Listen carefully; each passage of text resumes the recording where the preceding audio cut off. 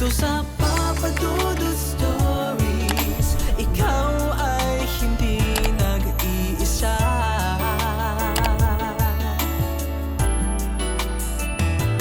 Dito sa Papa Dudut Stories, may nagmamahal sa'yo. Papa Dudut Stories, Papa Dudut Stories. Dear Papa Dudut, sa lahat po ng mga nakatutok ngayon, huwag pong kalimutan mag-like, mag-share at mag-subscribe. Maraming salamat po sa inyong lahat.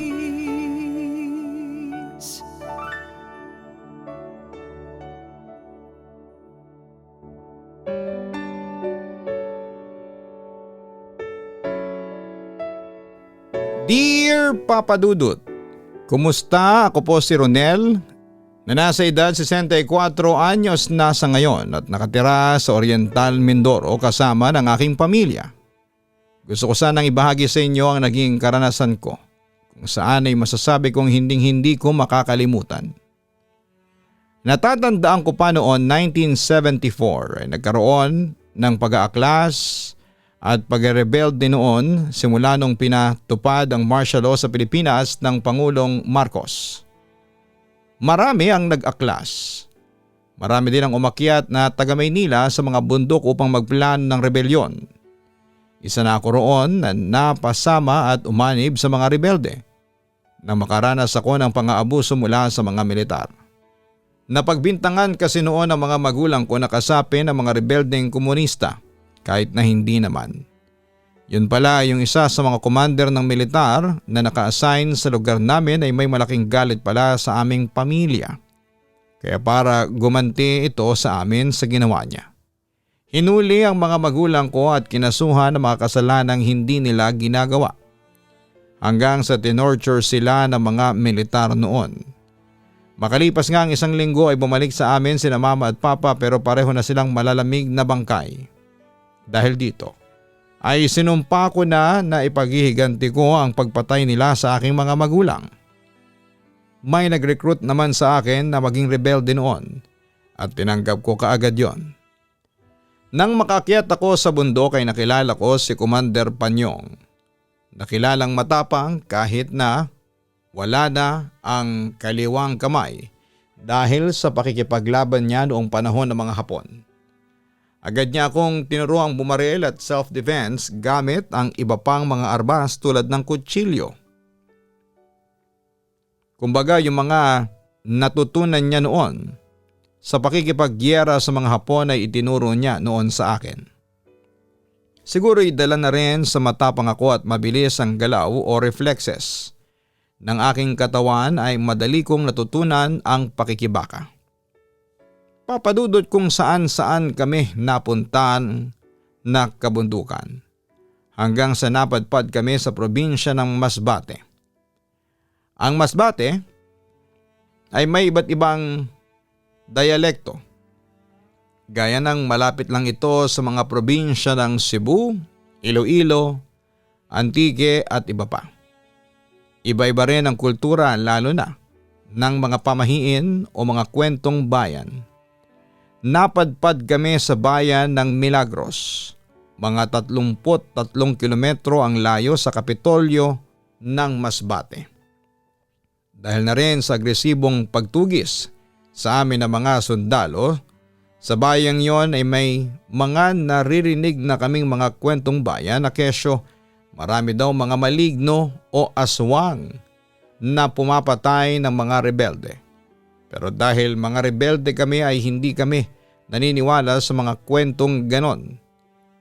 Mas higit kaming alerto sa mga sundalong palaging nakasunod sa amin. Isa pa ay sanay na kami sa bundok at wala pa kaming naingkwentrong mga maligno o mga aswang man lang. Habang tahimik kaming naglalakad sa masukal na daanan ay may isa kaming kasamahan na nakakita ng taniman ng mga kalamansi. Ibig sabihin ay may malapit lang na bahay doon. Kaya naman ay nag-utos ang commander namin na maghanap ng mga umuusok indikasyon na may malapit ngang bahay. Dahil simula kanina ay puro pastoral o hasyenda ang nadadaanan namin. Hanggang sa nagsisigaw ang isa naming kasamahan. "Commander! Commander, may bahay!" Halos sumahangos pang palapit sa amin. Agad na nagsinyasan ang commander namin na magtipon agad at puntahan ang nakitang bahay. Dito, nasa dulo lamang ito ng taniman ng kalamansi. Pagkakita namin ay hindi naman ito kalakihan pero nagmatsyag muna kami bilang pag-iingat sakaling may makitang kaaway sa bahay na yon.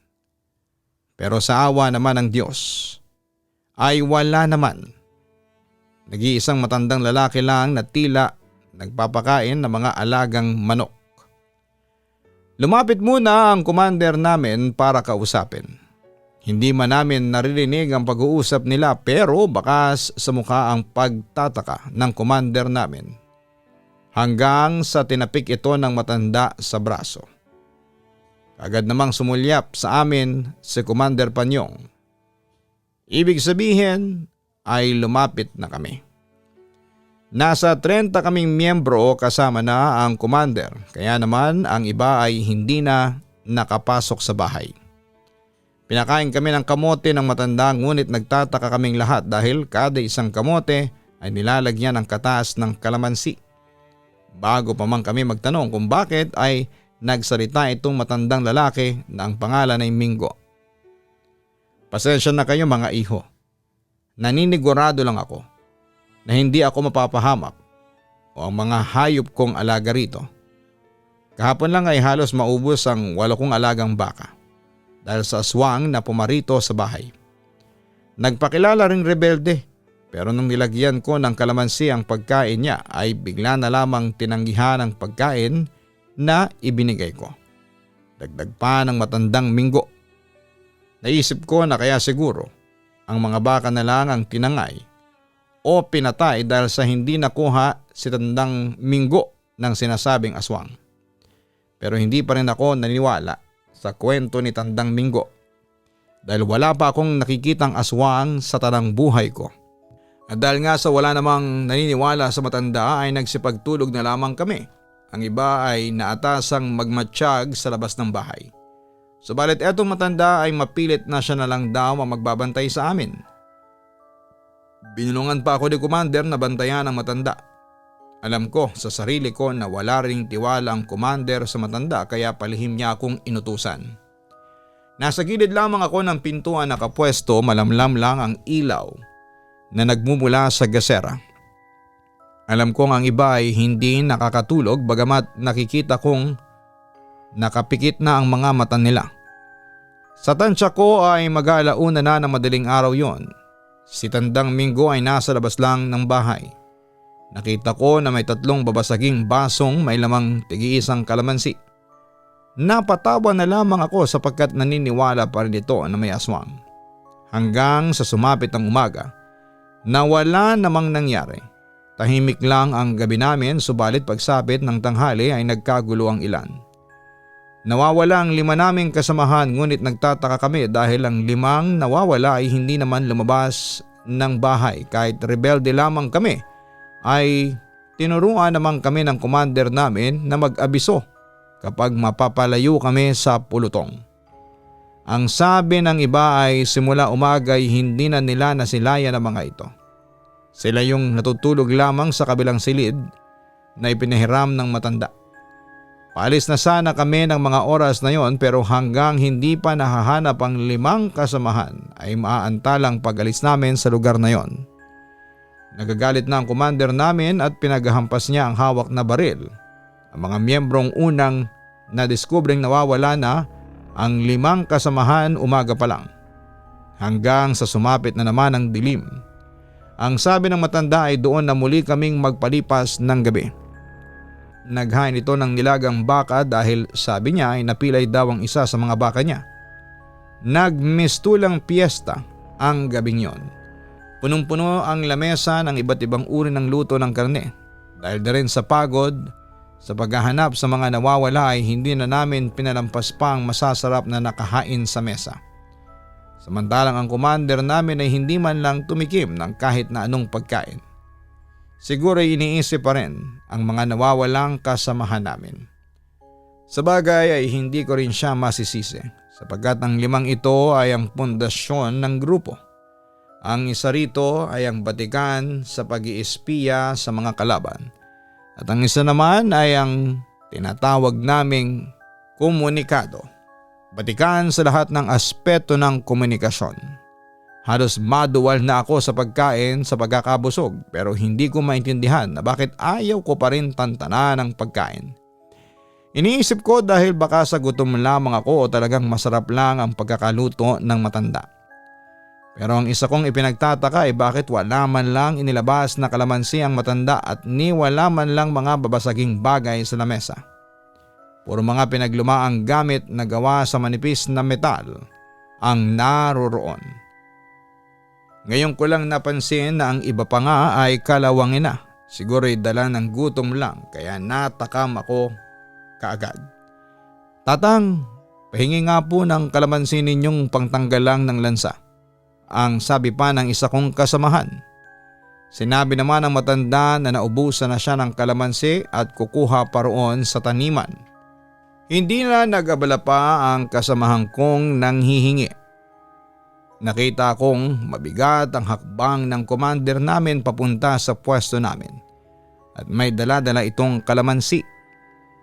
Katasan niyo yan at ilagay sa pinagkainan niyong karne. Utos ng commander namin. Napansin ko naman ang galit sa mga mata ng commander at parang natauhan din kami. Sa paglagay namin ng katas ng kalamansi sa nakahain ay gusto na naming ilabas lahat ng kinain namin. Inuuod ang mga karneng nakahain. Hindi na napigilan ng ibang masuka. Habang si Commander Panyong ay galit na tinanong si Tandang Mingo. Sila mga tauhan ko hindi ba? Pasinghal na sabi ng commander sa matanda. Sabay tutok ng baril sa matanda. Wala po kung alam kung nasaan ang mga kasamahan ninyo. Baka po tinangay na sila ng mga aswang. Sinungaling. Habang malakas na ipinukpok ni Commander Panyong ang ulunan ng baril sa ulo ng matanda. Halos mangisa ito sa kinakaupuan habang tumutulo ang dugo na nanggagaling sa kanyang ulo. Sinabi ng commander namin na ang matanda ay espiya ng mga sundalo at panlilin lang lamang ang sinasabing aswang na pumatay sa mga rebelde.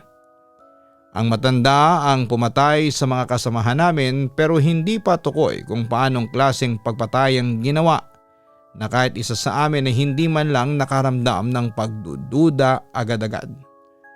Pero ang mga karneng aming nilantakan ay ang sariling mga kasamahan namin. Sinabi rin sa amin kung paano itong lahat nalaman. At nakwento nga ng commander namin na nung una pa lang daw ay nagduda na si commander. Dahil nang mapadako siya sa likod bahay ay may nakita siyang mga maliliit na kubo. Bawat kubo ay may mga samot-saring damit na nandun kasama na mga damit ng kasamahan namin. Nagtanong ako sa commander namin kung bakit niya nilagyan ang mga karne ng kalamansi gayong hindi naman siya naniniwala sa mga aswang. Sinagot niya lamang kami nang wala naman daw mawawala kung susubukan. At ayun nga, napatunayan naman na hindi nagkamali ang hinala niya. Sa pagkakatanda ko noon ay mag-aalas 7 na ng gabi nang itinali namin ang matanda sa puno ng mangga na nasa bakura ng matanda. Tinambakan namin ang maraming kahoy na nakuha namin sa kusina ng matanda. Tamang-tamang naipon naming pinagpuputol na torso pangsunog sa kanya. 5 buhay ang kinuha niya, kaya naman buhay din ang kapalit. Hindi na namin inisip kung anong klaseng nilalang pa ang matandang ito. Sa isip pa namin ay kung aswang nga ito ay kanina pa itong nakipagbuno sa amin. Sinabi nga ng commander namin kahit pa demonyo ang kaharap namin ay haharapin pa rin namin. Nakiusap ang matanda na pakawala na lamang siya at ituturo ang maliliit na unit ng sundalo na nakabang lang sa amin sa hindi kalayuan sa lugar kung nasaan kami. Pero hindi pumayag ang commander namin at desidido talaga itong sunugin. Kahit ako sa sarili ng mga panahong yon ay gustong gusto rin na itawakal ang buhay ng matanda. Samantala dahil sa ako ang pinakabata at baguhan noon sa aming grupo ay ako ang inutusan noon ni Commander Panyong na sumunog sa matanda. Agad kong kinuha ang isang galon ng gaas at posporo mula sa loob ng bahay ng matanda para ilabas at gawing pansunog sa matanda. At habang binubuhusan ko ng gaas ang matanda ay nagsalita ito sa akin. "Ronel, maawa ka sa akin. Huwag kang makinig sa kanila. Huwag mo akong sunugin," ang sabi pa niya. Nagulat naman ako kasi ni minsan ay hindi kami nagbabanggit ng totoo naming pangalan. Lahat kami tinatawag sa aming alias. Si Commander Panyo nga ay tinatawag na Commander Buitre ng buong grupo. At tinatawag lamang namin siyang Commander Panyong kapag nasa kuta kami. Ako ay may alias na Baby Cobra kasi ako ang pinakabata pero para kung cobra kung umatake. Kaya nagtataka ako na bakit kilala niya ako. "Paano mo nalaman ang pangalan ko?" Galit na tanong ko sa kanya. "Hindi na mahalaga yon. Basta wag mo lang akong patayin pakiusap," pagmamakaawa ng matanda sa akin. Pero tinuloy ko pa rin ang pagbuhos sa kanya ng gaas dahil dito ay nagalit na siya sa akin. "Sinusumpa ko, Ronel, hindi man kita mabalikan ngayon, alam kong merong maghihiganti para sa akin. Siguradong pagpipiestahan nila ang mga laman loob mo." Wika nito pagkatapos ay tumawa ito ng parang demonyo. Dahil sa galit ay agad akong nagsindi ng posporo at inihagis ko ito sa kanyang lugar. Agad na lumiyab sa paligid ng paanan ni Tandang Minggo hanggang sa unti-unti itong lumaki. Hanggang sa naabot na ang katawan ni Tandang Minggo ng apoy. Rando, tulungan mo ako! Ipaghiganti mo ako!" Tanging sigaw ng matanda habang tinitingnan itong nasusunog sa nagngangalit na apoy. Nagtataka man kami kung sino ang tinatawag nito pero wala na kami halos pakialam pa. Bago pa man nawala ng buhay si Tandang Minggo ay may mga ibon na lumilipad sa himpapawid. Marami ito na nagpaikot-ikot sa sentro kung saan ay itinali ang matanda. Hindi namin ito pinansin bagkos ay sinunog din namin ang bahay ng matanda. Simula noon, Papa Dudut, ay nakaranas na kami ng kababalaghan. Hindi lang ako kundi lahat kaming mga rebelde na pinamumunuan ni Commander Panyong. Napansin na naming may mga sumusunod na ibong itim saan man kami magpunta. Agad na sinabi ni Commander Panyong na mag-ingat kami dahil mga aswang daw yon. Yung mga hindi naniniwala dati sa aswang ay biglang naniwala na. Pero sa awa ng Panginoon ay wala namang kaming naengkwentrong mga aswang. Yun nga lang, sa ilang taon kong nasa bundok ay hindi ko magawang makatulog ng payapa. Dahil bukod sa araw-gabi ay may threat kami mula sa mga kaaway naming militar. Ay parang may nararamdaman akong nagmamasid sa akin na hindi ko nakikita. Kahit na mag-isa ako sa gubat dahil minsan ay naaatasan ako ng misyon. Pakiramdam ko ay may kasama ako. Kaya nagsimula na akong gumamit ng proteksyon noon laban sa mga aswang. Palagi ako may dalang asin at kalamansi at buntod pagi. May lana din akong daladala. Ang lana ay yung kakaibang langis na nasa bote na kumukulo kapag may aswang sa paligid. Laging kumukulo yung lana. Kaya alam ko at ramdam kong merong gustong maghiganti sa akin noon. Samantala lumipas sa mga panahon natapos ang martial law. Nagkaroon ng EDSA People Power 1 and 2 at nagbalik na ako sa gobyerno at nagsimula ng panibagong buhay. Kaso nga lang ay tumanda akong binata, as in walang asawa. Walang mga anak, mag-isa lamang ako sa buhay noon hanggang sa noong 2006. Ay nakilala ko si Jen na noon ay 22 years old lamang, habang ako naman ay 55 na. Fast forward, naging asawa ko si Jen noong 2007 at nabuntis ko siya noong parehong taon. At doon nagsimula kaming makaramdam ng kababalaghan. Siya nga pala, bumukod kami noon ni Jen at tumira kami sa Kalapan. Malit lang ang bahay na naupahan namin ang asawa ko kaya naglagay siya ng maliit na tulugan sa itaas ng CR which is sobrang dikit na halo sa bubungan. Sa tuwing doon kami natutulog, pinabangungot si Jen at sinasabi niya na may nakikita siyang kamay na nakahawak sa dingding ng bahay namin katapat nung tulugan sa taas ng CR. Madalas na din na may nag-aaway na mga pusa na dati wala naman. Sa pangalawang buwan niya ng pagbubuntis ay lagi nang sumasakit ang puso ng asawa ko. Animoy makukunan siya sa sobrang sakit kaya lagi ko siyang pinapagamot noon sa doktor. Pero ayon sa doktor ay wala naman daw siyang nakikitang abnormalidad sa pagbubuntis ni Jen na hindi ko pinapaniwalaan noon. Kaya umuwi muna kami sa bahay ng biyanan ko para ipahilot ang tiyan ni Jen. Tiniis ni Jen ang sakit at nagtaka nga ang mama kung bakit ganon kababa ang bata. Kahit sa center ay sinabi ng midwife na mababa daw talaga. Inaaswang siguro ang asawa mo, Ronel, sabi sa akin ng mama niya. Pagkatapos noon ay nag-alok siya na doon muna kami magpalipas ng gabi sa bahay nila para mabantayan namin ang maigi si Jen. Kinagabihan ang araw ding yon ay umakyat kami sa bubong ng bahay namin. As in bumungan. Presko kasi doon at may mga alaga silang kalapati. 11:15 kami umakyat at hindi naiwasang nakatulog ang bayaw ko na kasama kong umakyat noon para magbantay.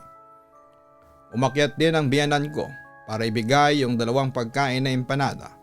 Pinababa na rin kami dahil gabi na raw. Waba na kami bandang 12:00 na matapos lang namin kainin ang empanada.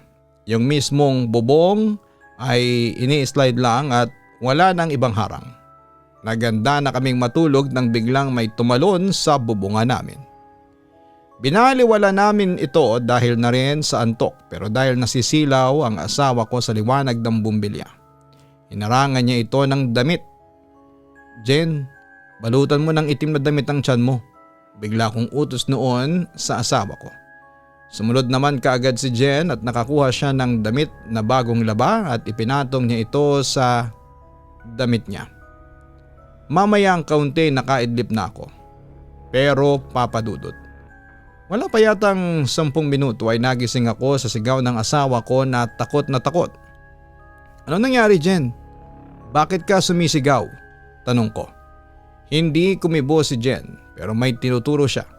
Sinundan ko yun ng tingin sa bintana sa mismong uluhan ng tinutulugan naming kwarto ay may daanan papunta sa CR pero mga pusa lang ang kakasya doon. Pero kahit madilim ay nakita ko ang isang figura ng lalaki na nakatalikod at nakapihit lang ang ulo paharap sa akin na may nakakakilabot ng ngiti. Sino ka? Galit na tanong ko. Pinagbumura ko din siya. Buti na lamang at nagtatago kami ng itak sa tabi ng higaan namin at agad kong kinuha yon para gawing armas sakaling lusubin ako ng nilalang na pumasok sa bahay namin. Pero bigla itong nawala sa isang kisap mata. Hinabol ko pa rin ang nakita at lumabas pa nga ako noon ng bahay. Pero wala na talaga ang lalaking nakita ko sa loob ng bahay namin. Muli akong pumasok sa bahay at nilakang pintuan. Naroroon si Jen sa sala habang nagising naman ang biyanan ko at bayaw ko at lumapit sila sa amin. Ikinuwento ko sa kanila ang nangyari. Habang nagsasalita ako ay napansin ko ang asong husky ng biyanan ko na ibang makatingin. Hindi ako paranoid, iba talaga siyang makatingin. Parang tao na hindi pumipikit at may ibig sabihin. Tinawag din siya sa pangalan niya pero titig na titig siya sa akin. Biglang may lalaking rumihistro sa utak ko. Yung nakita ko sa itaas. Nakaramdam ako ng takot kaya nilapitan niya yung aso at hinaplo sa ulo. Saka lang yon nag-akto na parang ngayon lang kami nagkita. Hindi nagtagal ay nakatulog din kami dahil sa pagod ng gabing yon. Kinaumagahan maliligo na sana ako nang maamoy ko ang sandong suot ko. Amoy malansa, parang pinaghalong tulo ng laway na may halong dugo. Nagbalik sa isipan ko na baka nakalapit sa amin ang aswang ng mga sandaling tulog kami. Pagkatapos noon, yung bayaw ko ay may inabot kay Jen na kwintas na may bala. Sabi niya sa asawa ko ay isuot daw niya ito para matakot daw ang aswang. Pero naantala kaming lahat nang biglang sumigaw ang biyanan ko mula sa labas. Agad kaming tumakbo palabas ng bakuran at doon ay nakita namin ang biyanan ko na sumisigaw habang nakaturo sa labas ng pader ng aming bahay. Puti ang pintura nito kaya kitang-kita ang nakasulat na kulay pula at tingin ko ay mula sa dugo. Ang nakasulat ay, Ronel, hindi pa tayo tapos. Babalikan kita. Rando. Dahil dito ay biglang rumihistro sa akin ang mukha ni Tandang Minggo at yung binanggit niya habang sinisilaban siya ng buhay. Rando, Rando, ipaghiganti mo ako. Yan yung mga huling salitang binitawan ng aswang na si Minggo bago siya tupukin ng apoy. Dahil dito ay naalarma ako. Kahit na ilang dekada na ang lumipas simula ng ginawa ko kay Minggo, ay hindi pa rin nakakalimutan ng aswang na maghiganti sa akin. Naghintay lang talaga sila ng tamang panahon para makapaghiganti. Pero Papa Dudut, hindi ko pinahintulutan na magtagumpay ang Randong yon sa binabalak niyang masama sa akin at sa pamilya ko. Nang mga panahong yon ay tumira muna kami sa Alangilan, Batangas City ng mahigit 5 taon bago kami bumalik sa Puerto Galera. At sa mga panahong ding yon ay hindi kami nawawala ng mga pangontra sa aswang. Maski ang mga anak ko ay tinuruan ko kung paanong mag-ingat sa mga aswang, pero sa awa ng Panginoon ay wala kaming na-encounter pang aswang. Napigilan ko ang paghihiganti ng aswang na si Rando, naguluhin ang pamilya ko. Kahit na nung bumalik kami sa Puerto Galera noong 2014 ay wala ng threat ng aswang sa pamilya ko. Pero syempre naroroon pa rin ang pag-iingat ko hanggang ngayon. Sa ngayon ay 74 years old na ako at alam kong kaya ko pang lumaban sa aswang sakali mang atakihin ako o ang pamilya ko. Malaki na rin ang 2 kong anak na lalaki at alam kong may kapasidad na rin sila para lumaban. Sa ngayon ay sinasamantala namin ang pagkakataon na tahimik ang buhay namin, pero handa kami anumang oras sakali mang balikan ulit kami ni Rando o kung sino mang aswang na gustong manggulo sa amin. Papa Dudut, hanggang dito na lamang. Maraming salamat at sana'y mabasa mo ang aking liham. Magandang gabi rin sa inyong lahat. Lubos na gumagalang, Ronel. Maraming salamat, Ronel, sa pagbabahagi mo ng iyong kwento sa aming programa. Totoo man o hindi, ang mga aswang ay marapat na mag-ingat tayong lahat. Lalo na kung merong threat sa kapayapaan sa ating buhay o sa ating pamilya. Hindi natin alam kung kailan aatake ang ating mga kaaway. At aatake yan sa mga oras na vulnerable ka o yung panahong mahina ka. Kaya mainam na maghanda tayo palagi at maging alerto sa lahat ng oras.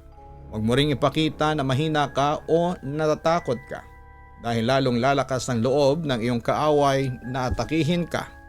Lastly ay huwag mong kalimutang magdasal at humingi ng gabay sa ating Panginoon para matulungan niya tayong labanan ng mga hamon na dumarating sa ating buhay.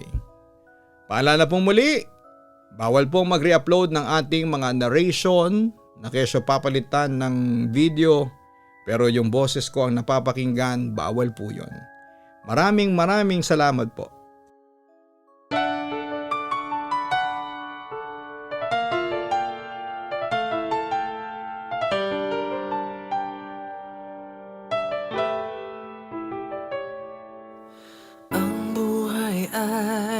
Mahiwaga,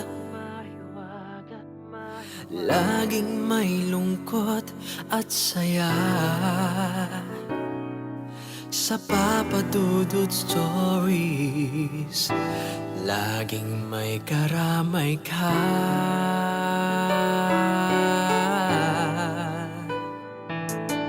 Mga problemang kay bigat, dito ay pakikinggan ka. Sa Papa Dudut Stories, kami ay iyong kasama.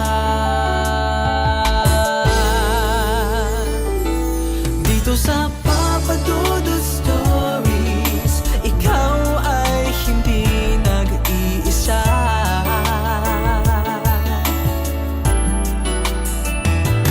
Dito sa Papa Dudut Stories, may nagmamahal sa'yo. Papa Dudut Stories, Papa Dudut Stories,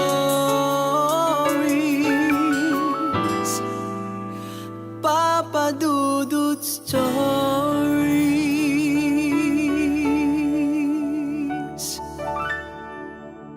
Matakot, kabahan sa mga kwentong nakakagimbal sa Kaistorya YouTube channel with daily post at 7 p.m.